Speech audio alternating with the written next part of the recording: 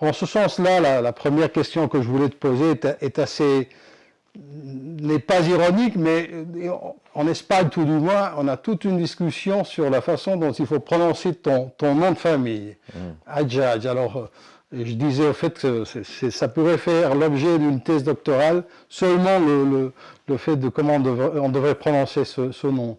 Qu'est-ce qu'il dit, ce nom, sur ton origine, sur ta famille, sur ce que tu es? Alors, les Espagnols ne sont pas les seuls à avoir des problèmes parce que Je sais. les Italiens aussi, souvent, le J n'existant pas chez les Italiens, sauf chez Yakabuk, effectivement. Alors là, il y a un J qui apparaît. Alors, Hadjadj, c'est un nom arabe. On ne sait pas très bien l'étymologie. J'ai une partie de ma famille qui s'appelle Pèlerin, qui a francisé son nom et qui s'appelle Pèlerin. Donc le Hajj, bon, chez les musulmans, c'est celui qui a fait le pèlerinage à la Mecque. Nous, comme nous sommes d'une famille juive, peut-être que c'est quelqu'un qui avait fait le pèlerinage à Jérusalem. Ça, c'est la première possibilité. Donc voilà, mon nom veut dire pèlerin, et c'est un nom juif qui a été écrit, enfin translittéré en arabe parce que je suis un juif d'Afrique du Nord. L'autre possibilité aussi, c'est que Hadjadj peut être la translittération en arabe du nom il y a un prophète, un des petits prophètes qui s'appelle Agé, et ce petit prophète dont le nom veut dire « né un jour de fête ». Voilà, donc peut-être que c'est aussi l'étymologie de mon nom. Donc moi, je viens d'une famille juive d'Afrique du Nord, c'est-à-dire du monde judéo-arabe. Alors, je ne suis pas né en Afrique du Nord, je suis né en banlieue parisienne, à Nanterre, parce que mes parents étaient étudiants à Nanterre à l'époque. Et donc moi je suis plutôt né aussi, c'est l'autre aspect de mon origine, dans un milieu d'étudiants mai 68 ou juste après mai 68. Je suis né, disons, 3 ans après mai 68.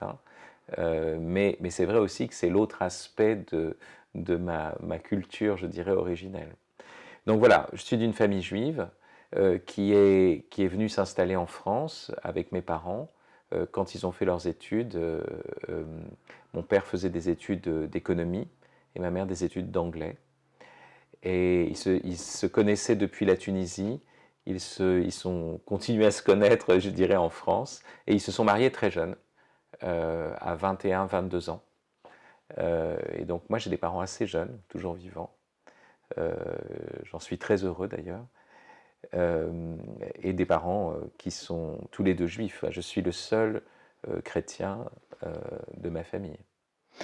Et cette origine juive, et j'imagine aussi, tu mentionnais mai 68, disons, ça faisait partie de l'éducation que tu as reçue en quelque sorte? C'est difficile à dire parce que mes parents ne m'ont pas fait suivre de cours de Talmud Torah. C'est-à-dire qu'il y avait l'aspect jeunes parents de gauche qui regardaient le judaïsme avec une certaine distance, et en même temps des parents qui reconnaissaient leur identité juive. Mon père a toujours fait la grande fête de Pâques, de Pessah, et donc il lisait le récit, la Haggadah de Pessah, le récit de la libération d'Égypte. Et en même temps, ça n'était pas dans une foi en Dieu, c'était à la fois la marque de son identité juive, mais pour mon père, je pense, à cette époque-là, du moins dans ma jeunesse, plus aujourd'hui, c'était aussi une figure de la libération sociale, de la justice. Et donc, il y avait ce noyau, je dirais, juif, mais l'interprétation de ce noyau était une interprétation, on pourrait dire, socialiste. Et donc, j'ai grandi dans une famille de gauche. Mes parents, quand ils se sont mariés avec des amis qui étaient tous des militants maoïstes. Et quand ils sont sortis de la mairie, le maire était un maire communiste, du Parti communiste français, Et il faut se souvenir que les jeunes maoïstes étaient anti-communistes. Hein. Et ils ont brandi tous le petit livre rouge de Mao Tse-tung. Donc il faut imaginer mes parents qui se marient, qui sortent de la mairie, et ils ont une haie de petits livres rouges pour les accueillir. C'était pour effrayer le maire communiste, mais c'était aussi le signe voilà, du milieu où ils baignaient, le milieu de l'université de Nanterre, le milieu estudiantin de l'époque, c'est-à-dire un milieu de mai 68, quoi, dérivant de mai 68. Et dans ce contexte, qu'est-ce que je pense, qu'est-ce qu'on attendait de toi, qu'est-ce que tu attendais toi-même de la vie quand tu commences à avoir des inquiétudes intellectuelles? Que signifie l'espoir dans le contexte idéologique de tes parents et ce que tu reçois toi-même? Mon père a toujours eu un sens aigu de la justice. Hein, et il vient d'une famille juive assez pauvre. Son père est mort quand il avait... son père est mort à l'âge de 44 ans. Mon père avait 6-7 ans à l'époque. Il a dû travailler très tôt au souk, au marché vraiment, continuant ses études, mais le week-end, il travaillait pour subvenir aux besoins de sa famille, enfin, et de sa maman. Donc, mon père a un sens aigu de la justice. Je pense qu'il me l'a transmis. Mais quand on est adolescent et que nous, au contraire, on a bénéficié d'une vie confortable, on a moins ce sens aigu-là. Mais je sais que j'en ai hérité. Je pense que par l'atmosphère, le climat créé par l'origine juive tunisienne de mes deux parents, j'étais profondément marqué par cette origine juive, à tel point que quelques années après mon baptême, alors même que je ne prétendais pas me présenter comme juif, mais plutôt comme chrétien, comme catholique, j'écris un texte, je le montre à mon père spirituel, qui est un moine de Solesmes, il le lit et il dit ah mais c'est tout à fait l'esprit juif. J'ai dit bon, voilà, donc j'y échappe pas. Bon. La culture que j'ai eue, c'était une culture plutôt athée, ça c'est sûr. Assez anti-chrétienne, anti-cléricale. Mais il y a deux choses de mon enfance que je dois mettre en évidence, qui sont les choses les plus décisives. C'est-à-dire c'est ça qui finalement après a fleuri hein, et qui a été le germe de toutes les fructifications à venir. La première chose, c'est que dès que j'ai commencé à écrire, c'est-à-dire à l'âge de 5-6 ans, j'ai commencé à écrire au sens à produire des textes originaux. Et mon père m'a beaucoup accompagné dans ce travail-là. Mon père était heureux que j'écrive un poème, il m'aidait. Donc très très tôt, j'ai eu le désir d'être écrivain. Et je me souviens aussi, quand je suis encore tout jeune, je dois avoir 8-9 ans, 9 ans, on fait un voyage en Grèce avec mes parents, et je me mets à écrire de la poésie religieuse, païenne, voilà. Donc je m'adresse aux dieux grecs. Okay. Mais j'ai commencé comme ça, disons. Et ma première dévotion a peut-être été moins juive que païenne. Ça ressemble peut-être d'ailleurs à Simone Veil, on pourrait dire, hein, son attachement à la culture antique. Mais je me souviens très bien de mes premiers poèmes de cette époque. Donc voilà, la poésie, je la rencontre très très tôt. Et d'emblée, une poésie qui est attachée au mystère de l'existence. Et qui peut se changer d'ailleurs en une adresse, peut-être pas à Dieu, mais au Dieu. Voilà. Et puis la deuxième chose, je me souviens très bien, j'habite donc en banlieue parisienne, dans une ville qui s'appelle Puteaux. Et mes parents ont loué un petit pavillon, donc on a une maison avec un jardin. Et j'ai un chien et un chat. J'ai grandi comme un enfant unique hein, jusqu'à l'âge de 15 ans. Donc en fait, mes parents n'ont pas eu d'autres enfants avant. Et à ce moment-là, je suis sur le perron en fait de la maison. Hein, donc il y a un escalier qui mène à la maison et je suis là sur ce perron. Et Et je suis frappé par, qu'est-ce qu'on pourrait dire, si on employait un vocabulaire adéquat, mais qui est une reconstitution rétrospective, hein, par le mystère de l'être. Je fais l'expérience à ce moment-là que ce monde empirique le monde visible, le monde sensible, est en lien ou est chargé de quelque chose qui est invisible, pas sensible, qu'il y a comme une source, voilà, de ce monde qui n'est pas extérieur au monde, parce que c'est pas un monde à côté, enfin bon, c'est pas dans un autre espace. Au contraire, cette chose-là, on la voit à la surface même des choses, hein, mais comme un secret, voilà, comme un mystère, on pourrait dire. Le sentiment que les choses sont là, mais qu'elles sont données d'une certaine façon. Alors, je ne sais pas, hein, tout ce qui est de l'ordre de la reformulation actuelle, hein, à cet âge-là, à 8 ans, je n'ai pas tout ce vocabulaire, je n'ai pas fait de philosophie, encore moins de métaphysique, mais ça a été une expérience très très importante. Et je pense que toute la suite sera marquée par cela. Et donc voilà, donc une famille, je dirais, juive dans sa culture, mais pas dans sa piété, je dirais. Et une famille socialiste aussi dans son approche du monde politique. Et puis un père qui me soutient en fait dans mes essais littéraires. Et cette expérience que j'ai, d'ailleurs, c'est intéressant, j'y repense, mais cette expérience sur le perron, je l'ai alors que je suis avec un animal aussi. Hein. Je ne suis pas avec un homme, je ne suis pas en train de discuter. Je suis avec je ne sais plus si c'était mon chien ou mon chat. Donc voilà, l'homme, l'animal, le mystère de l'être et Dieu qui vient affleurer dans tout ça.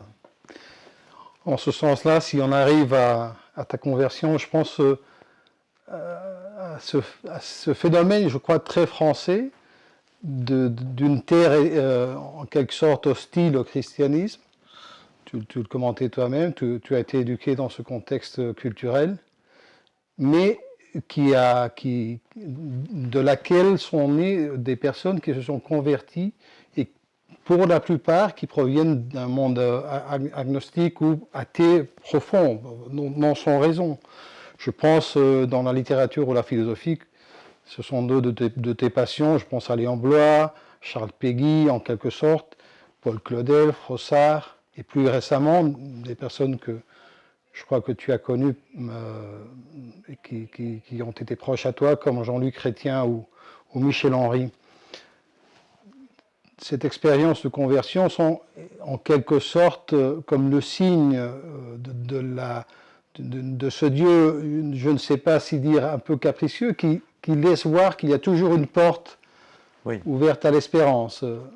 Quel a été un peu ton parcours et ta conversion?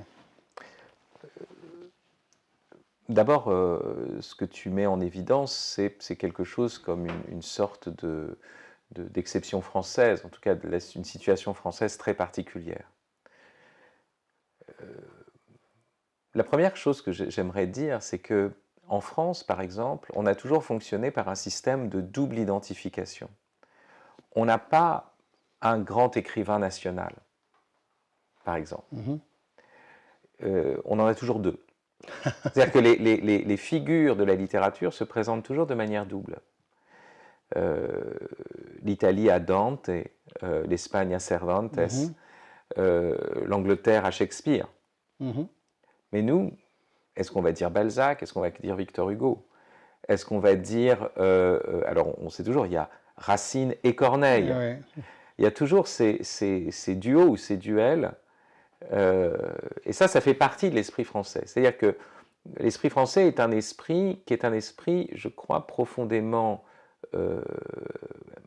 polémique. Et donc, c'est en France que va prendre la logique révolutionnaire, voilà, qui n'aura pas lieu en Angleterre, ni d'ailleurs dans aucun des pays.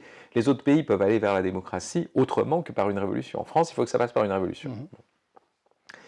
Et c'est pour ça que toujours, dès qu'il y a une révolution, elle entraîne aussi une contre-révolution, une réaction. Donc la France est un pays profondément anticlérical, avec aussi un fond antichrétien. Enfin, je veux dire, aux États-Unis, un président américain peut chanter Amazing Grace, ça pose pas de problème, mais l'idée d'un président français qui parle de Dieu, c'est un scandale. C'est-à-dire qu'il faut absolument l'évacuer du discours public. Comment ça se fait? Il n'y a pas vraiment de raison, mais non, mais c'est une évidence française. C'est pas si évident que ça. Et donc c'est pour ça que cette sorte d'extrémisme produit aussi, voilà, engendre aussi tout d'un coup le sentiment que c'est pas normal et un retournement. Et c'est pour ça que la France a eu de très grands auteurs antichrétiens, ça il faut le reconnaître, et des grands, je veux dire, jusqu'à une radicalité extrême. Je pense au marquis de Sade, hein, par exemple. Hein. On peut discuter la valeur, je dirais, littéraire, mais en tout cas, il y a eu voilà, une manière d'entrer dans une voie jusqu'au bout. Voilà. Et puis de l'autre côté, de très grands auteurs catholiques qui répondent à cette logique révolutionnaire de rupture par un renouvellement de la tradition, un renouvellement de la conscience historique chrétienne.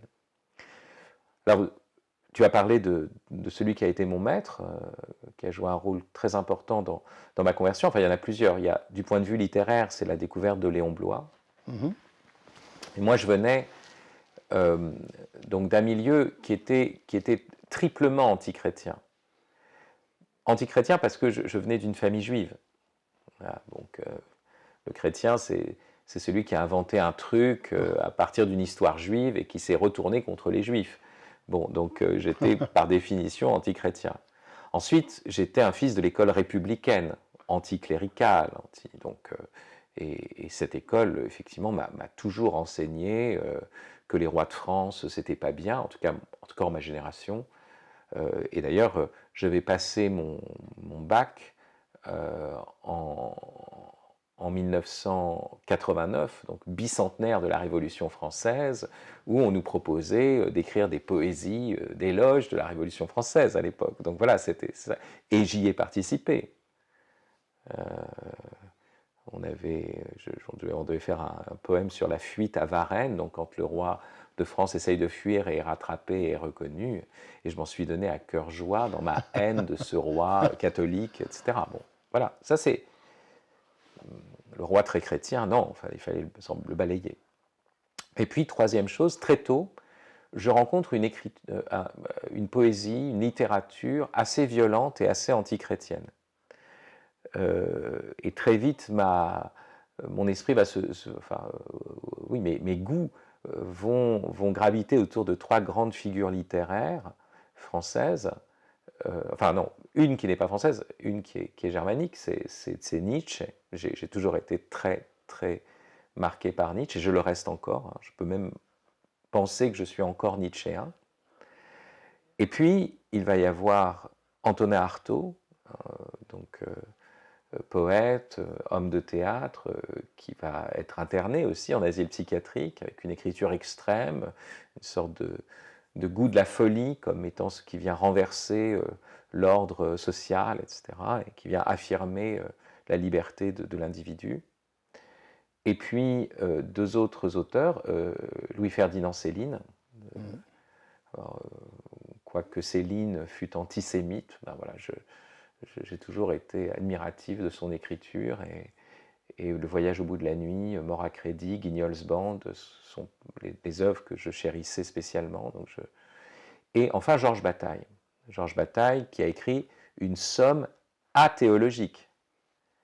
Donc vraiment, c'était vraiment ça mon lieu. Hein. J'étais donc triplement antichrétien. C'est pour ça que si moi j'ai pu devenir chrétien, n'importe qui peut le devenir. Enfin, j'étais tellement loin, voilà. Mais il s'est passé aussi cette chose qui est très, très étonnante, c'est que quand on est anti-chrétien, ou quand on fait de la théologie, athéologie, hein, le refus de la théologie, en fait, on est encore en contact avec la théologie. Quand on est anti-chrétien, on est encore en contact avec le Christ. Et c'est à travers Nietzsche, à travers Georges Bataille, que finalement, parce qu'ils en parlaient, et qu'on n'en parlait pas à la maison, que j'ai rencontré le Christ, à travers eux. Donc je leur dois aussi ma conversion. Et puis, voilà, il va y avoir, donc ça c'est le point de départ, et puis il va y avoir des rencontres très importantes. D'abord en littérature, la rencontre de Léon Bloy. Effectivement, Léon Bloy, écrivain français du 19e siècle, début 20e, une écriture violente, plus violente encore que ce que je voyais chez Nietzsche, plus critique, critiquant aussi les catholiques, leur comportement, mais cependant purement catholique. Voilà. Et je me dis, tiens, c'est possible. On peut être aussi génial, aussi virulent, aussi et être chrétien. Voilà, ça m'a beaucoup frappé. Et donc, finalement, ma première conversion a été vraiment esthétique aussi. C'était de dire, ah, c'est possible, ce style-là existe dans le christianisme.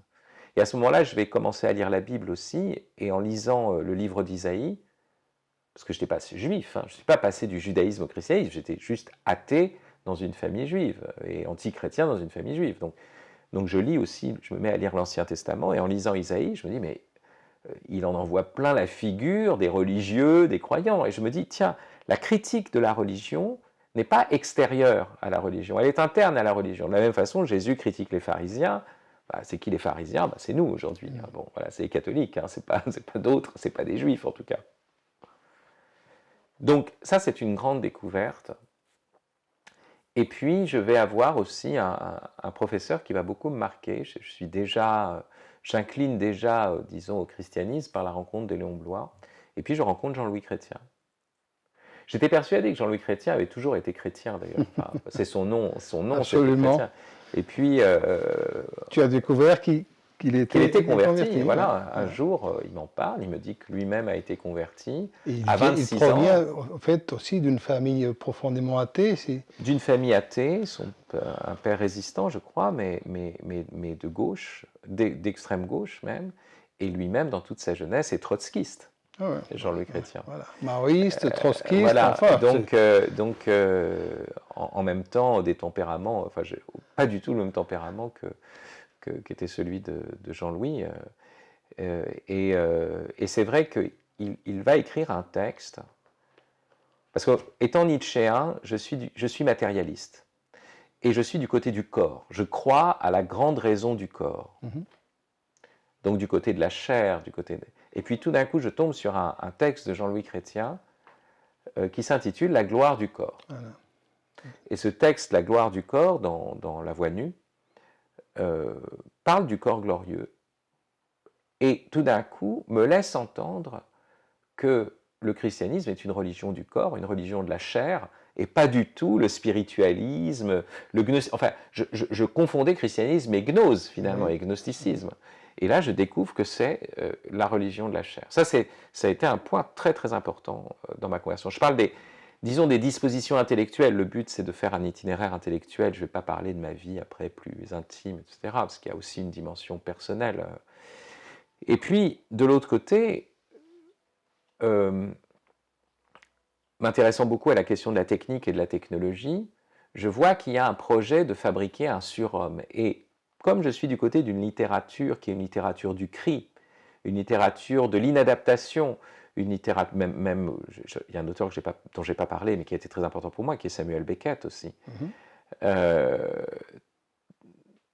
J'ai cette intuition que la vérité de l'homme n'est pas du côté d'une performance, n'est pas du côté d'une hyper-adaptation au monde. Que l'homme est... Oui, je pense à cette phrase de Georges Bataille dans L'Expérience intérieure, où il dit « Je découvre en sombrant que l'homme est en lui-même une supplication sans réponse. » Une supplication sans réponse. Et ça, j'étais profondément persuadé de ça. Voilà. L'homme comme supplication sans réponse. Donc, je ne croyais pas au progressisme technologique, je ne croyais pas au... Et alors, je me dis, mais finalement, l'homme, c'est ce corps vulnérable, ce corps qu'on peut blesser, mais qui est blessé aussi, et qui crie vers le ciel. La grande dignité de l'homme, c'est d'être cette déchirure verticale, voilà. Et que cette déchirure verticale est plus grande que toutes ces performances horizontales.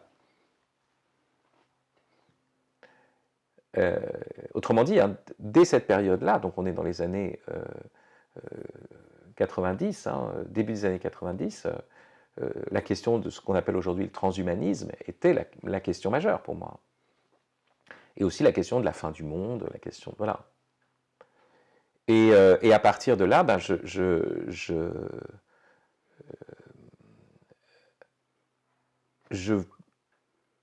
vois la croix sous cette lumière-là. C'est-à-dire, c'est comme si tout ce que j'étais en train de me dire, je me dis, voilà, voici l'homme. Voilà l'homme. Voilà, c'est lui. L'homme par excellence. L'homme le plus parfait, c'est celui qui est le plus vulnérable, là. À partir de cette réflexion sur la technologie, hein, de dire, est-ce qu'il s'agit de faire un homme invulnérable? Est-ce qu'il s'agit... Mais non, parce qu'il n'y aurait plus cette déchirure verticale. Et voilà un homme qui meurt verticalement, parce que c'est ça aussi, la mort du Christ, c'est une mort verticale. Et verticale en ouvrant les bras et en embrassant le monde, voilà. Et c'est ça qui a été voilà, la prédisposition complète intellectuelle de cette époque-là. Et puis, bon, un moment où mon père est malade, et là, je me dis que je vais prier. C'est une histoire, je l'ai racontée dans une émission, une télévision italienne, on m'a interviewé à l'intérieur de l'église de ma conversion, qui était l'église Saint-Séverin à Paris. Mon père est malade, ma mère dit il va peut-être mourir, etc. Donc je dois vite les rejoindre. Eux, ils sont toujours en banlieue parisienne. Moi, j'habite au centre de Paris, à côté, sur le boulevard Saint-Michel. Et avant de prendre le taxi, je vais dans l'église Saint-Séverin prier pour mon père. Je vais prier la Sainte Vierge. Ça, c'est très intéressant. J'ai toujours prié la Sainte Vierge avant même de croire en Dieu. C'est mystérieux. Je ne sais pas pourquoi, mais c'est... Oui, mais le cœur de l'homme est compliqué. Il ne faut pas chercher. On ne suit pas l'ordre des choses. Enfin, on ne suit pas un ordre rationnel. Voilà. Moi, j'ai connu un acteur de la Nouvelle Vague, Pierre Clémenti, qui joue dans le film de Buñuel, Belle de jour. Pierre Clémenti. Bon. Pierre Clémenti, à la fin de sa vie, il était fou de Teresa d'Avila. Fou. Il lisait que ça. Il était... Et il ne croyait pas en Dieu, mais il le rencontrait, voilà, en lisant La Madre. Voilà. Il savait que c'était là. Bon, voilà, comment ça marche un homme, c'est compliqué, c'est pas un être rationnel, c'est pas un programme un homme, hein. C'est très mystérieux et retors et mêlé. En fait, aujourd'hui, je suis assuré de cette parole. Quand je serai élevé de terre, j'attirerai à moi tous les hommes. Tous les hommes subissent l'attraction du Christ. Tous. Et ils ne le savent pas. Voilà. Mais tous. Et donc, moi, j'ai cette confiance-là, parce que moi, j'ai subi cette attraction, alors même que j'étais athée. Et puis, comment se fait-il que j'ai prié sa mère avant de le prier lui, avant même de croire en lui, avant même de croire en Dieu? Enfin bon, c'est une chose très bizarre, quoi. Et donc, je vais aller dans cette église. J'étais déjà allé dans cette église avec un de mes amis à l'époque, quelques semaines auparavant, et il y avait les ex-voto, et on s'était moqué des ex-voto. Bon, on pouvait, malgré tout, se sentir déjà un peu chrétien, je lisais déjà Léon Bloy, mais cette attitude de dévotion basse, utilitariste avec Dieu, voilà, merci pour ma réussite à l'examen, merci pour ceci. On disait, bon, ça n'a aucun sens, c'est pas ça le vrai rapport à Dieu. Bon, moi je me retrouvais, j'acceptais de me retrouver dans cette situation-là, à demander voilà, que mon père aille mieux. Et donc là, j'ai prié. Et à ce moment-là, c'est curieux, mais je parle de cette déchirure verticale, hein, mais de fait, j'ai senti que c'était ma place. Voilà. Que la prière, c'était la dimension la plus profonde de la parole, et donc la dimension humaine la plus profonde.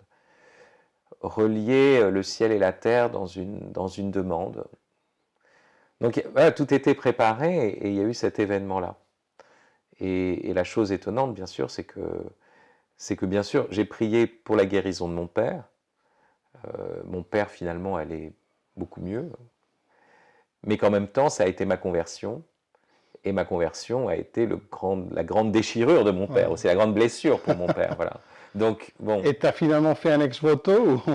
J'ai pas fait d'ex-voto là-bas, mais j'aurais pu, oui. Je pourrais. D'ailleurs, cette Vierge, Notre-Dame de Bon Secours, là, la statue n'est plus à cet endroit-là. Je ne sais plus où elle a été mise. Il faudrait qu'un jour je Il fasse faudra une la enquête chercher. à Saint-Séverin. Voilà. Absolument. Alors, tu finis tes études de philosophie, et je me rappelle la première fois qu'on s'est connus, tu m'as expliqué que tu avais voulu enseigner. Au lieu de faire la carrière universitaire, je suis sûr qu'elle aurait été brillante, évidemment, tu décides d'enseigner des élèves de lycée. Et je me rappelle, tu as dit, je voulais enseigner des étudiants qui n'avaient pas a priori un intérêt pour la philosophie. C'est comme si, en quelque sorte, Oui, bon, la tâche de l'éducation. Je pense aussi, excuse-moi, l'exemple, par exemple, à Don Giussani, qui a décidé de faire la même chose. Il a abandonné l'enseignement, ce n'était pas universitaire, mais lui, il devait former les jeunes séminaristes de l'archidiocèse de Milan, qui était la plus importante, une des plus importantes de l'Europe, sans aucun doute. Et il a décidé de laisser cet enseignement parce qu'il s'est rendu compte qu'il fallait faire un travail avec les jeunes. Il a commencé dans les années 50 du siècle passé à faire ce travail, et je vois que, en quelque sorte, ta vocation initiale a été celle... Oui, alors je dirais presque accidentellement. Il ne faut pas me prêter les intentions nobles et saintes de Don Giussani, qui lui est un grand homme. Et moi, ça s'est passé en fait un peu différemment. Il est évident que je n'ai pas cherché à faire une carrière universitaire, mais pas parce que j'avais le souci des jeunes, etc. D'emblée, je me voyais avec une mission. En fait, je me suis jamais... Enfin, non, j'ai jamais eu cette attitude-là. Même là, je me retrouve en situation d'accompagner des jeunes, de les enseigner, mais c'est pas d'abord ce que j'ai visé. La chose que je voulais faire, c'était écrire des livres. Et donc, je me suis mis à enseigner comme un à côté. Donc, ça me convenait d'enseigner en lycée et de ne pas chercher à faire une carrière universitaire parce que ça me laissait du temps à côté pour écrire. Okay. Donc je voulais écrire. Et mon obsession a toujours été d'abord l'écriture. Il se trouve qu'étant chrétien, dans mes livres, voilà, ma vie chrétienne passe. Mais d'abord, l'écriture, c'est pas d'abord, je ne cherche pas à faire un livre pour communiquer un message. Je cherche à faire un livre pour faire un livre. Et après, je mets tout ce que je suis dans le livre. Et c'est pour ça que je pense avoir écrit quelques bons livres, parce que c'est pas idéologique, parce que c'est pas non plus un usage de l'écriture comme ça se fait, mais je dirais même pas un usage, une utilisation de l'écriture, comme il arrive souvent chez les ecclésiastiques ou chez les chrétiens qui veulent communiquer la sainte parole, la bonne doctrine, et pour eux l'écriture n'est pas un lieu poétique, c'est un moyen de communication. Moi, l'écriture n'a jamais été un moyen de communication. C'est le lieu d'un travail sur la forme et sur la beauté, voilà, des choses. Et quand j'écris, j'entends toujours la musicalité de la phrase. Je travaille toujours sur les rythmes. Et même quand c'est un essai, je ne parle pas simplement de mon travail de théâtre ou les autres travaux littéraires, même quand c'est un essai, toutes mes phrases françaises sont écrites avec des rythmes. Et je les dis à voix haute, et je vois si ça sonne. Voilà. C'est très important pour moi. Donc, c'est vrai que j'avais eu cette conversion, et donc tout ça va passer dans mon écriture. Mais, accidentellement, en fait, ça a fait que je me suis retrouvé à enseigner à des jeunes en lycée et pas à l'université. Et à la limite, si j'avais pu être à l'université et travailler, enfin, et faire mes livres, ça ne m'aurait pas gêné. Enfin, donc je ne me suis pas soucié de travailler avec les jeunes, etc. Je ne suis pas Don Giussani, justement, c'est ça ce que je veux dire.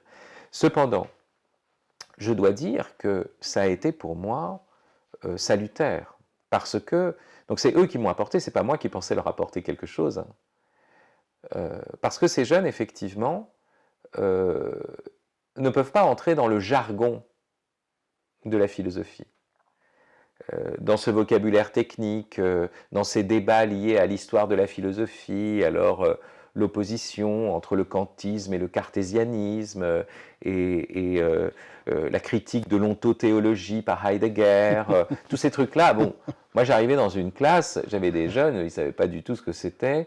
En plus, j'ai même enseigné dans ce qu'on appelle des zones de violence, donc en banlieue parisienne, et c'était des jeunes il fallait que je suscite leur attention, et il fallait que je leur parle clair, et que je parte de leur existence, de leur vie.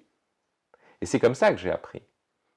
D'une certaine façon, ils m'ont beaucoup apporté parce que j'ai dû désapprendre la philosophie technique universitaire et essayer de leur parler de la vie, de leur parler des choses.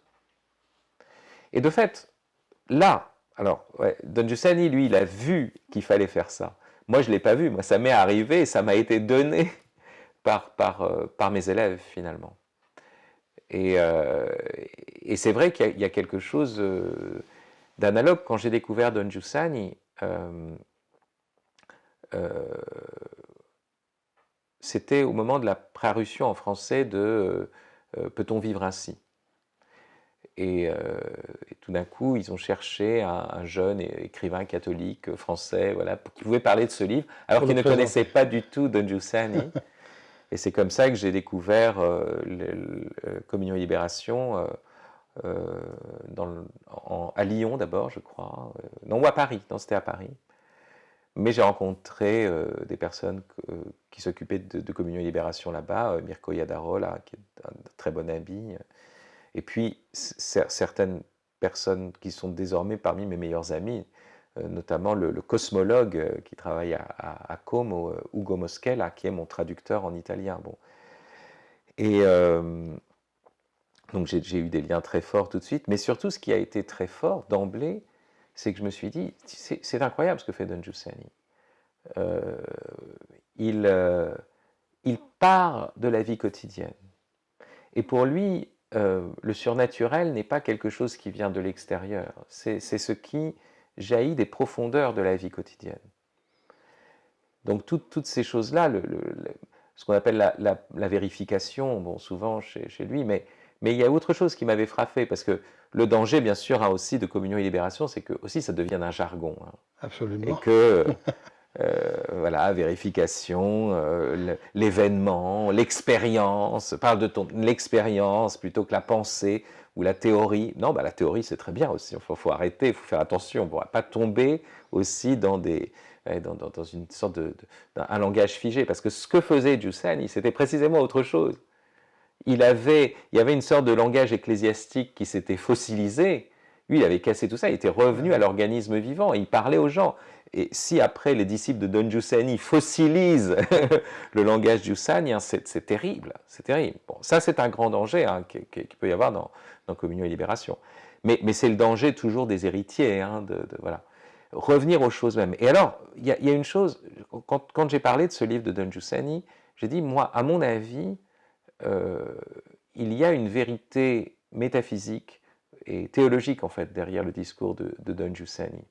Par exemple, dans Peut-on vivre ainsi, il y a un moment où il dit ouais, tu es attiré par une fille. Mais si cette fille t'attire, en fait, c'est le Christ qui t'attire. Ça ne veut pas dire tu dois laisser la fille pour aller vers le Christ. Il ne disait pas ça, non. Il dit positivement, même quand tu vas vers la fille, tu vas vers le Christ. Quoi, parce que, voilà. Et alors je disais, au fond, Giussani, quelle est la chose fondamentale? C'est cette parole de l'Épître aux Colossiens, tout subsiste en lui. Tout ce qui est subsiste dans le Christ. Et tout tire sa force d'attraction de l'attraction divine. Et c'est pour ça qu'il avait une sorte de confiance dans ce que vivaient les gens. Et quand quelqu'un même avait l'air de s'éloigner du Christ, il savait qu'en fait il allait vers lui, parce que peut-être qu'il allait vers, c'était l'époque des brigades rouges, vers, voilà, il cherchait le salut de la société. Il dit, mais en fait, ce que tu cherches, voilà, c'est le salut. Donc il y avait cette confiance pour lui, et ça je le partage complètement. C'est-à-dire, le christianisme n'est pas une idéologie, le christianisme n'est pas une option. Le christianisme, c'est, comme le disait Giussani, l'ordre de la réalité. Et dès lors, ça nous donne une sorte de confiance. Où que soit une personne, quel que soit son centre d'intérêt, en fait, ce centre d'intérêt, même si c'est, je ne sais pas, le football, le le Real de Madrid. Bon, voilà, tu aimes le Real. Mais en fait, pourquoi? Quel est le réel du Real? Ouais, c'est ça la question. Tu aimes quand il marque un but, mais quel est le but du but? Voilà. Et pourquoi? Et c'est beau. Pourquoi y a-t-il des choses qui nous attirent? Qu'est-ce qu'on cherche? Qu'est-ce qui nous donne de la joie?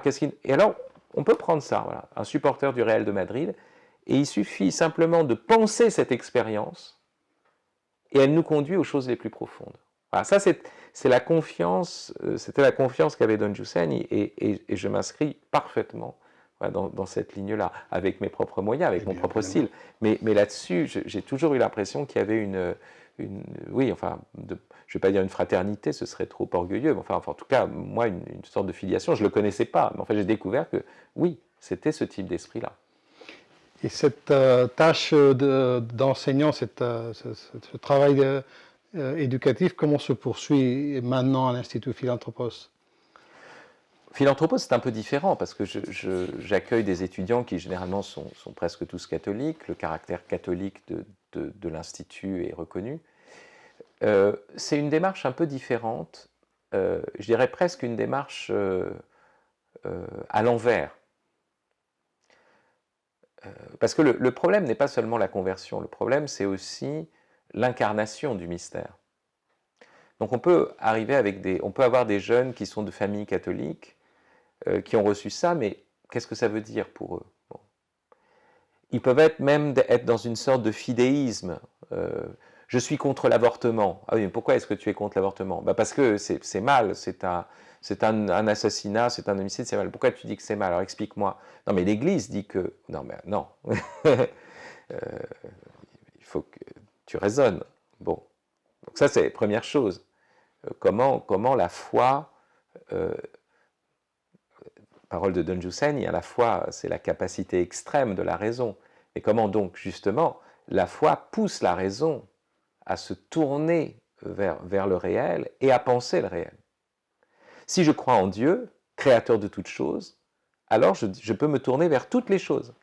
Je ne peux pas avoir peur des choses, parce que les choses, c'est lui qui les crée. C'est sa parole. Donc je vais regarder les choses, je vais les penser, et donc je vais déployer cette faculté, la raison, qui est d'ailleurs un des noms du Fils, Logos. Donc je ne dois pas avoir peur ça, c'est la première chose. Et c'est ça ce qu'on doit donner d'abord à nos étudiants, nous, ici. Souvent, la plupart viennent en ayant la foi, mais elle doit se déployer, voilà, du côté aussi de la raison. On a quelques étudiants qui ne sont pas chrétiens et qui ici, voilà, mais qui ont senti qu'il y avait quelque chose. Et justement, à cause de cet aspect rationnel, ils se disent, tiens, on pense ici, comment ça se fait qu'on pense alors qu'on est chrétien? Et ils viennent. L'autre aspect qu'on leur donne, c'est, parce que ici les étudiants vivent une vie communautaire, et puis ils ont des pratiques physiques, pas simplement théoriques. D'abord, la vie communautaire, c'est une vie voilà, qui implique le corps, mais on fait aussi du théâtre ici. Le théâtre est obligatoire à Philanthropos. Et puis, il y a aussi un atelier menuiserie, donc on apprend aussi à travailler le bois, et un atelier jardin, on apprend à travailler la terre. Parce que les jeunes qui arrivent aujourd'hui, ce sont des millennials, comme on dit. Voilà, c'est des jeunes qui sont nés avec un smartphone dans la main, et leur rapport au monde, c'est de faire des swipes sur des écrans tactiles. Donc, ce qui est horrible. Enfin, on a des mains, et puis c'est pour appuyer sur des boutons, faire des... Et l'autre aspect qui pour moi est très important, d'ailleurs c'est là où je reste aussi, mes parents, je disais, étaient marqués par le marxisme, enfin je reste profondément marxien, si j'ose dire. Marx disait que les modes de production conditionnaient nos modes de pensée. Et je pense qu'effectivement, notre manière de travailler avec le corps, avec la main, va marquer notre rapport au monde. Donc si j'ai un monde où je ne fais qu'appuyer sur des boutons, d'ailleurs je ne peux même pas appuyer, un de mes étudiants me faisait cette remarque, je disais, on est dans c'est une expression de Günther Anders, une push button society. Et cet étudiant, Raphaël Kadichi, un étudiant fribourgeois, moitié africain, moitié fribourgeois, me disait, mais appuyer sur un bouton, push, c'est encore une résistance physique. On n'appuie même plus sur des boutons. l'écran tactile, rien ne bouge en fait. On écrase son doigt sur une surface vitrée. Voilà. Donc il n'y a même plus la pression du bouton, et ce travail où on enfonce quelque chose dans autre chose. Non, même pas. Donc si c'est ce type de rapport qu'on a au monde, c'est un monde...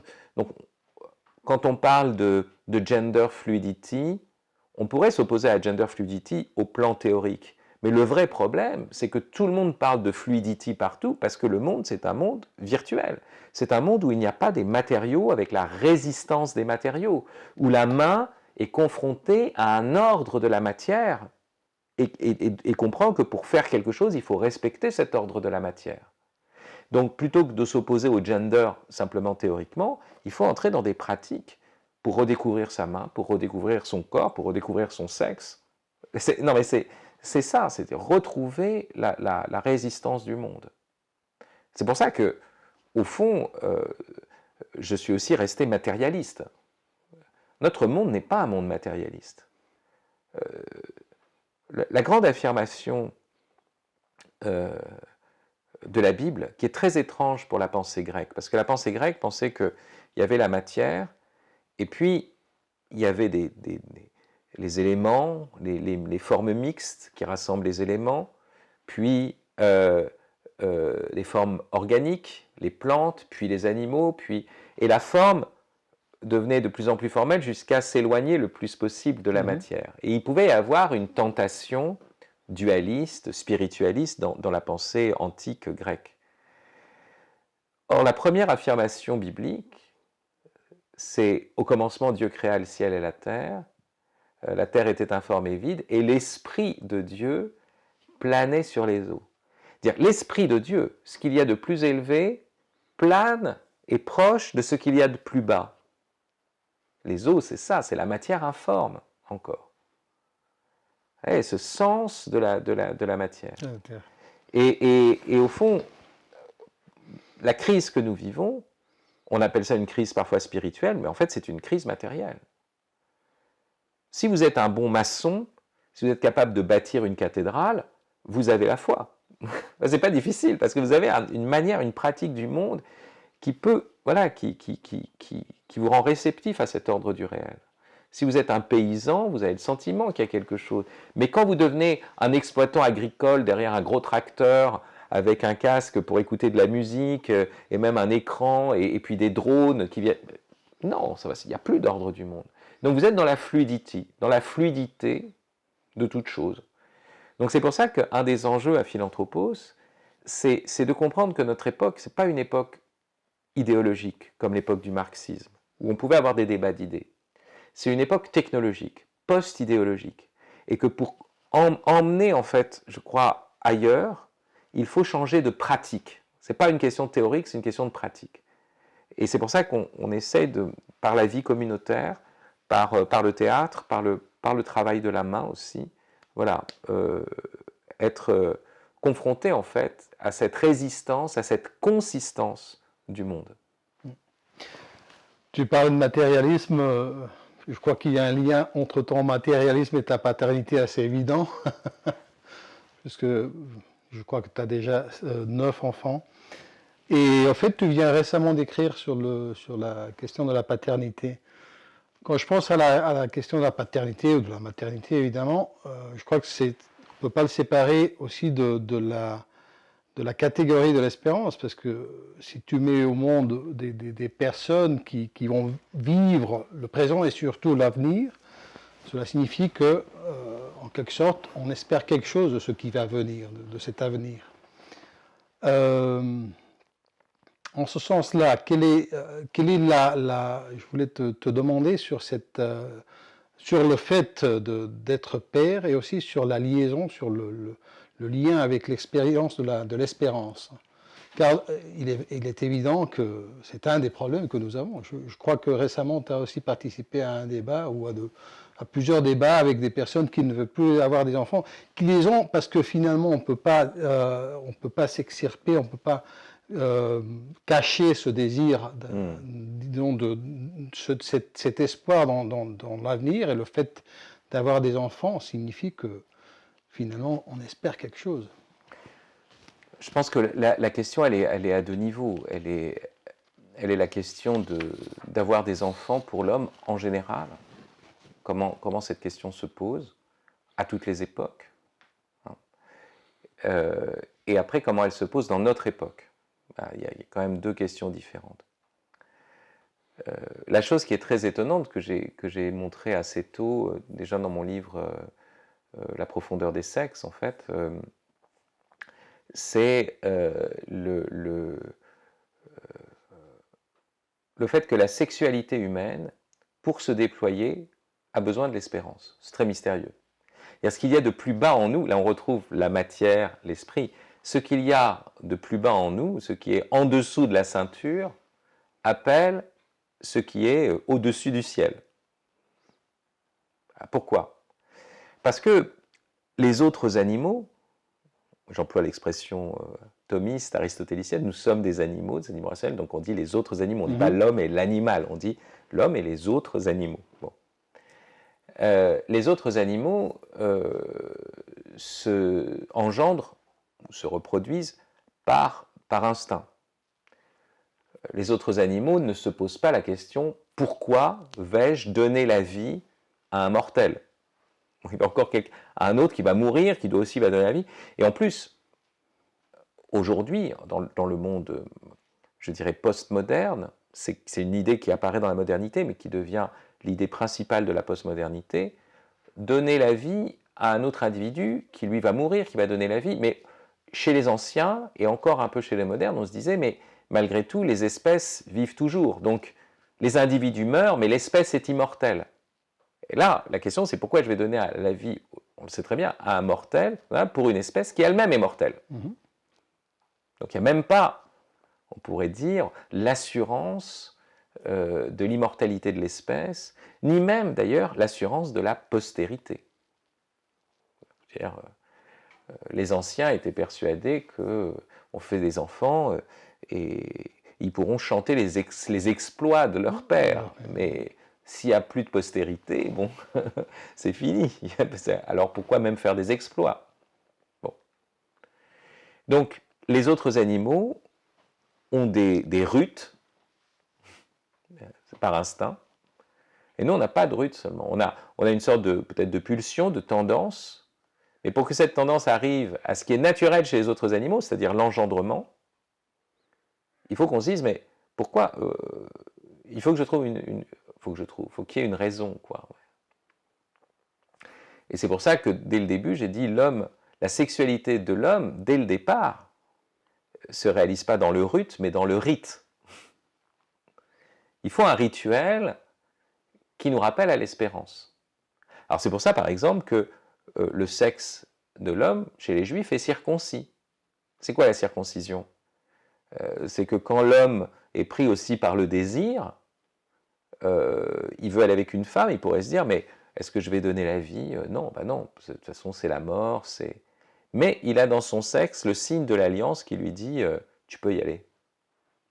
Tu peux y aller parce que c'est pas seulement pour ce monde, c'est pas...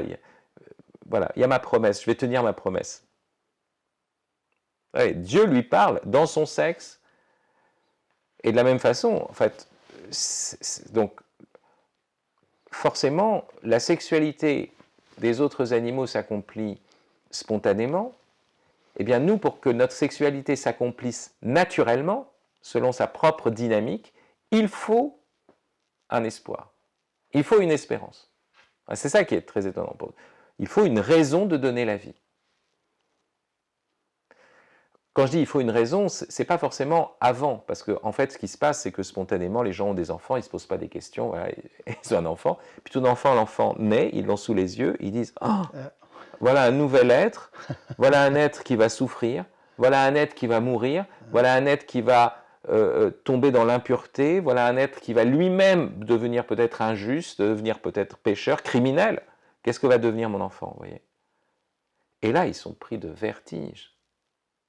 Et alors des gens qui n'allaient pas à l'église, etc., disent ah, on va peut-être le baptiser, hein, quand même, on va faire un truc. Il faut qu'on trouve un rituel. Faut qu'on trouve un... Voilà. Et s'ils n'arrivent plus à baptiser, ils vont aller voir un chaman où ils vont faire des petites, je me souviens, il y avait des gens comme ça, un peu New Age, qui venaient autour des enfants avec des petites cloches qui faisaient des petits bruits là autour du ventre de ma femme, etc. N'importe quoi, peu importe. Et il faut le rituel. Voilà. Donc, ce que tu dis, c'est-à-dire le lien entre l'espérance et fécondité humaine, c'est évident. Et ça, c'est une évidence en soi, intrinsèque à l'humanité. Naturellement, la sexualité humaine appelle l'espérance. Voilà. Naturellement. Parce que pour qu'elle se réalise, comme elle se réalise chez le chien, bah, l'homme, lui, il faut l'espérance. Le chien, lui, il a des enfants, il n'y a pas de problème. Mais nous, pour que ça aille, il faut qu'il y ait l'espérance. Alors, pendant très longtemps, cette espérance a été portée socialement. C'était parfois une espérance mondaine, pas une espérance théologale.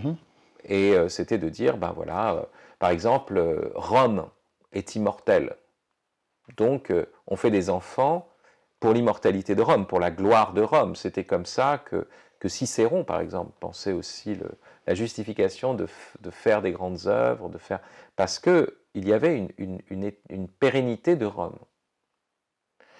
Ou alors, on était dans des rituels religieux, sociaux, dans les peuples primitifs, voilà, il y a des ancêtres, il y a des totems, il faut faire revenir l'ancêtre, il faut continuer la vie de la tribu.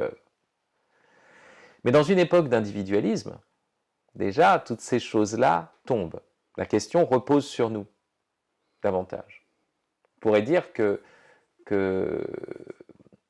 la question de donner la vie devient une question où on est tout de suite dépouillé de tout l'appareillage sociologique qui portait cela, qui faisait que les personnes ne se posaient pas la question, ils suivaient l'ordre de leur société. C'est-à-dire que c'était un espoir, une espérance qui était prise dans le tissu social.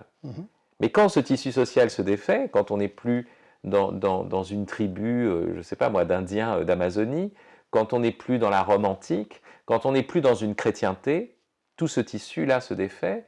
Et alors la question, c'est qu'on nous dit, mais pourquoi est-ce que tu donnes la vie? Voilà. La question apparaît, et elle se pose à nous, et c'est à nous de trouver cet espoir ou cette espérance. Bon.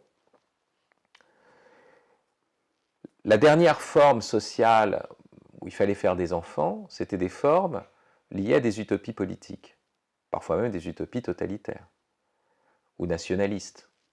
On disait aux petits Français, vous devez faire des enfants parce que les Prussiens nous ont pris l'Alsace et la Lorraine, il faut qu'on soit plus nombreux qu'eux, on va leur faire la guerre, on va reprendre l'Alsace et la Lorraine. C'était comme ça. Bon, le nationalisme était nataliste. Puis le communisme. Il fallait qu'on ait des bras pour être une puissance productive et triompher. Et donc voilà, les travailleurs de tous les pays, unissez-vous, faites aussi des enfants. Aujourd'hui, on a encore des formes spiritualistes ou fondamentalistes religieuses qui pensent comme ça. Par exemple, c'est pour ça qu'il ne faut pas regretter même forcément la chrétienté où les choses n'étaient pas pensées. Dans l'islamisme, par exemple, on dit faire des enfants, c'est le djihad des femmes. Ouais, parce que les femmes vont faire beaucoup d'enfants, et comme ça, on va conquérir l'Europe, le monde. Eh oui. Voilà, et ils ont cette conscience. Mais à aucun moment, vous voyez, là encore, l'enfant est instrumentalisé, il n'y a pas une réflexion qui va au-delà, voilà, d'une sorte d'espérance, je dirais mondaine encore. C'est très mondain, en fait, ça se prétend religieux, mais c'est très mondain, cette manière de voir. Donc toutes ces choses-là se défont, ne tiennent plus, et on n'a plus le support social. Et il y a encore autre chose, qui est encore plus grave, c'est qu'il n'y a plus d'espérance de substitution, d'espérance politique, d'espérance mondaine, etc. Parce que la grande certitude de l'époque contemporaine, qui en fait le désespoir, qui fait aussi la folie consumériste, c'est le fait qu'il y a une extinction des espèces, mais qu'il y aura aussi une extinction de l'espèce humaine. À vue mondaine, il y aura l'extinction de l'espèce humaine. Alors on peut, comme Elon Musk, essayer d'aller sur Mars, on peut essayer de faire de l'intelligence artificielle, on peut faire... Mais tout ça, c'est bullshit, on sait très bien. Enfin, c'est ce problème-là qui est majeur. Et c'est pour ça qu'aujourd'hui, il me semble, hein, de plus en plus, alors certains, bien sûr, aujourd'hui, on est face à des gens qui vous disent, mais si vous avez des enfants, et surtout moi, si vous avez beaucoup d'enfants, vous êtes irresponsable. Donc, c'est très intéressant parce qu'on arrive à une situation qui est même renversée, puisqu'on nous dit, moi, j'ai un espoir pour qu'il y ait encore la Terre demain, mais cet espoir implique qu'on ne fasse pas d'enfants, ou qu'on en fasse un, ou deux, mais pas plus. Il y a des mouvements qui s'appellent One Child, One Planet.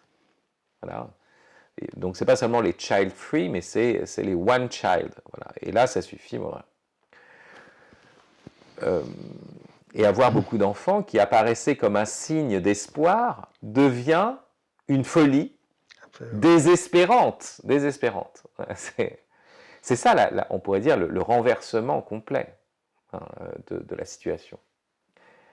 Mais on voit bien aussi la contradiction, parce qu'il ne faut pas faire d'enfants au nom des générations futures. Enfin, les générations futures, c'est les générations présentes. S'il n'y a pas de génération présente, il n'y aura pas de génération future. Bon.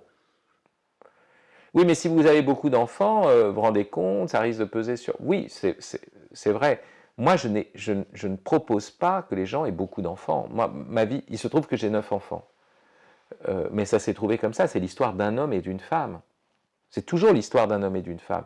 Il ne faut pas poser des programmes, il ne faut pas imposer des choses, il ne faut pas ni stériliser les gens, ni leur dire, attention, si vous avez seulement un enfant, ou si vous n'avez que 2, c'est mal. Tout ça est atroce. C'est l'histoire d'un homme et d'une femme et la liberté dans l'amour. Voilà, et il faut laisser ça. Je veux dire, il ne faut pas faire une ingérence politique, démographique, etc. C'est pas ça. Donc, j'ai beaucoup d'enfants, ce n'est pas un programme, mais laissez-nous libres. Et pourquoi est-ce que j'ai des enfants? Alors oui, pour moi, évidemment, parce qu'il y a l'espérance théologale. Parce que je sais que mes enfants, même si demain le monde va être détruit, c'est pour le royaume. Alors vous allez me dire, ah oui, si c'est pour le royaume, alors ça veut dire que ce n'est pas pour ce monde. Si, ça devient pour ce monde parce que c'est pour le royaume. C'est-à-dire que même à l'endroit où on me dit, c'est l'impasse, c'est fini, vous allez tous vous noyer, mais moi je crois au royaume, je fais pour les royaumes. Et tout d'un coup, parce qu'on a eu un enfant en croyant au royaume, effectivement il y avait l'impasse, on n'était pas en train de dire, il n'y a pas d'impasse, on ne va pas se noyer, on dit non. Mais malgré tout d'un coup, on réouvre l'histoire. Et peut-être qu'il y a un enfant qui va ouvrir un chemin dans l'impasse. Peut-être qu'il y a un enfant qui va naître et qui va ouvrir la mer, et au milieu, le peuple va passer à pied sec. Parce que cette histoire, vous avez compris, c'est l'histoire de l'Exode, c'est l'histoire de Moïse. Vous avez un enfant, il va être noyé. C'est la fin. Ou alors, il va être esclave. Les conditions les plus dures. Donc le monde est tragique. Le monde est complètement tragique. Et c'est la mort ou l'esclavage. Donc qui veut avoir un enfant dans ces conditions-là? Alors ce qui est drôle, c'est que ce problème-là est pensé dès l'origine du salut. Ce n'est pas un problème qui vient aujourd'hui, c'est le problème de départ. C'est le problème de départ. La fin du monde, c'est le problème de départ du christianisme. L'expulsion de l'Éden, c'est le problème de départ du christianisme. Donc on n'est pas, nous, démunis. On sait que c'est ça le problème. Et alors, voilà. Alors l'histoire, c'est quoi? C'est que s'il y a un enfant qui naît, il va être noyé, ou il va être esclave, mais il va plutôt être noyé. Donc ça ne sert à rien d'avoir un enfant. Et voilà qu'une femme, qui a déjà 2 enfants, justement, il a des 2 là, qui étaient ceux qu'on acceptait peut-être 2. Un qui s'appelle Aaron, l'autre qui s'appelle Myriam, la sœur, la grande sœur de Moïse, Marie, elle. Et elle a quand même un enfant. Et là, on se dit, ça ne sert à rien, ça ne servait à rien. Mais voilà que cet enfant, on va le mettre dans une petite arche. Et le mot arche qu'on trouve pour Noé, c'est ce qu'on va retrouver pour Moïse. C'est le seul endroit où on trouve arche d'alliance, c'est un autre mot. Là, c'est le mot vraiment du bateau de Noé. Et qu'est-ce qui se passe? Le truc le plus fou, quoi. Imaginez un enfant qui naît dans un camp de concentration et cet enfant va être adopté par la fille du directeur du camp de concentration. C'est un truc. Et cet enfant va vivre 40 ans comme du côté des exploitants en plus, donc les pires, les pires. Il va être du côté des méchants mais il sait qu'il appartient à l'autre. Pendant 40 ans, il va fuir après. Il va vivre en Madiane, donc il a une formation doublement païenne, égyptienne et madianite. Et à 80 ans, là aussi on disait, mais c'est pas à 80 ans qu'on commence une mission. C'est fini, là aussi, ta vie est finie, il faut l'euthanasie. Vous voyez, on a tout dans cette histoire. On a le moment où on dit avortement, c'était mieux, et puis à la fin, on pourrait dire euthanasie, c'était mieux. À 80 ans, tu vas rien faire. Non, à 80 ans, il a le buisson ardent, et il va sortir son peuple, et il va ouvrir un chemin dans la mer. Alors voilà, ça c'est l'espérance. Pour approfondir sur la catégorie d'espérance, je pense à Peggy que tu cites dans ton livre sur la paternité. Et je voulais te poser deux questions. D'abord, pourquoi Peggy parle de l'espérance comme la vertu la plus difficile, ou l'image de la petite sœur entre les deux grandes sœurs, la foi et la charité. Et d'autre part, cette phrase que Don Giussani nous a répétée beaucoup de fois. Pour espérer mon enfant, il faut être bienheureux, il faut avoir reçu une grande grâce, qui en quelque sorte relie le fait de notre joie sur cette terre avec cette expérience, disons, de la vie future. Pourquoi je voulais te demander sur ces deux. Bon, la petite fille, Espérance, oui, c'est Peggy dans le Porche du mystère de la deuxième vertu qui donne cette image-là, une petite fille entre deux grandes sœurs.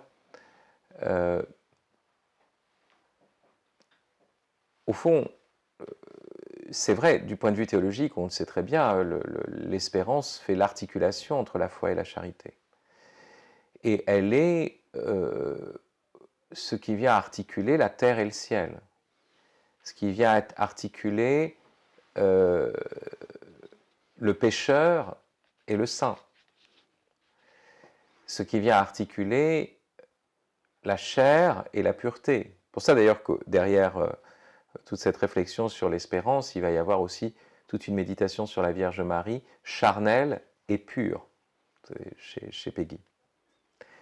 Donc la difficulté, elle est là. C'est très facile d'être seulement au ciel. C'est très facile d'être seulement sur la terre. Mais tenir les deux.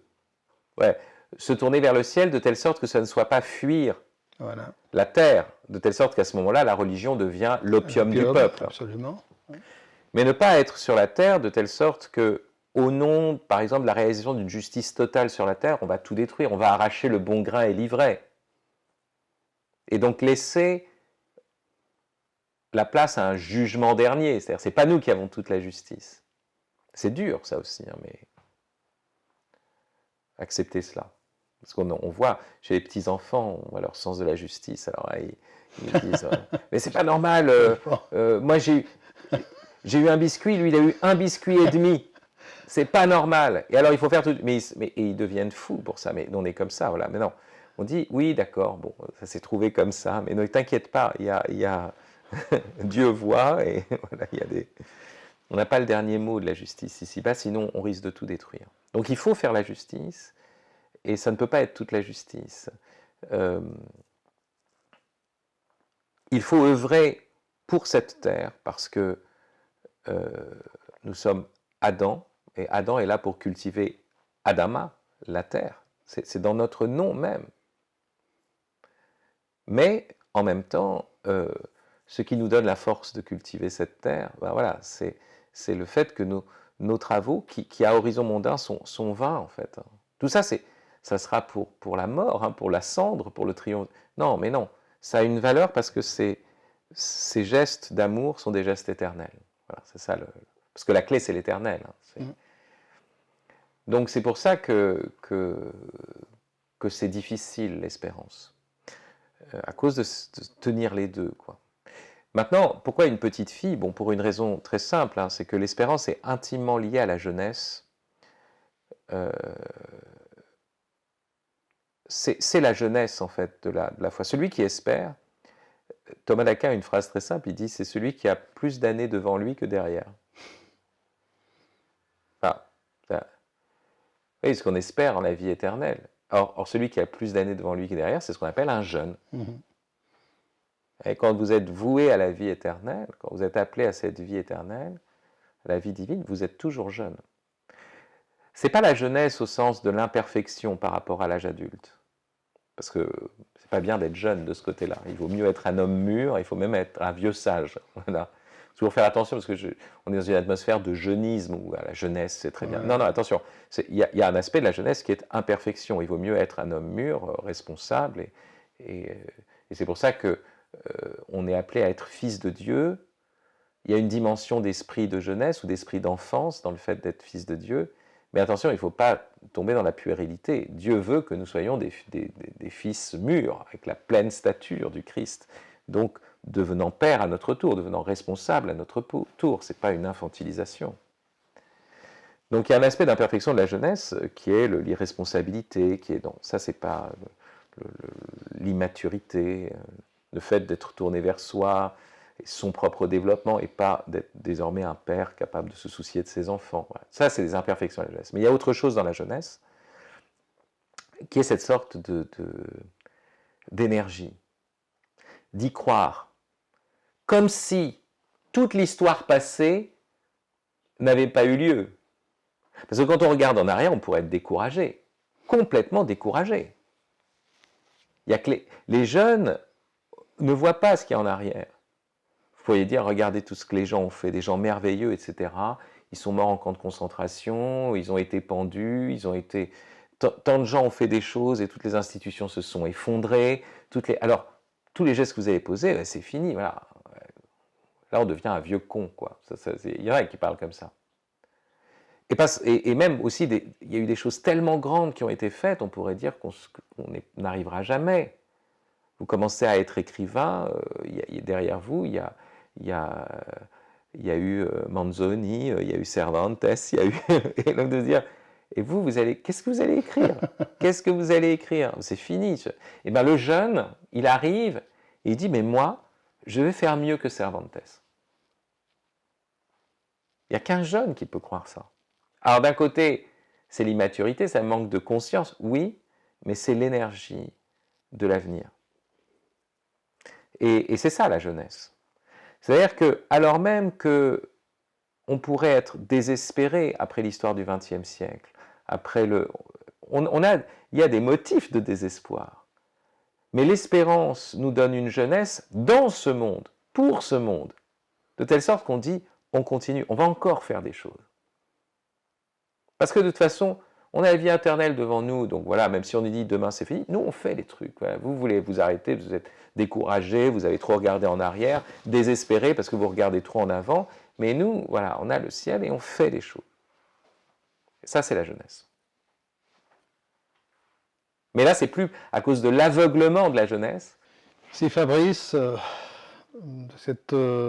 ce dialogue, de cet entretien, je conserve de toute façon l'espoir de te trouver à Madrid bientôt.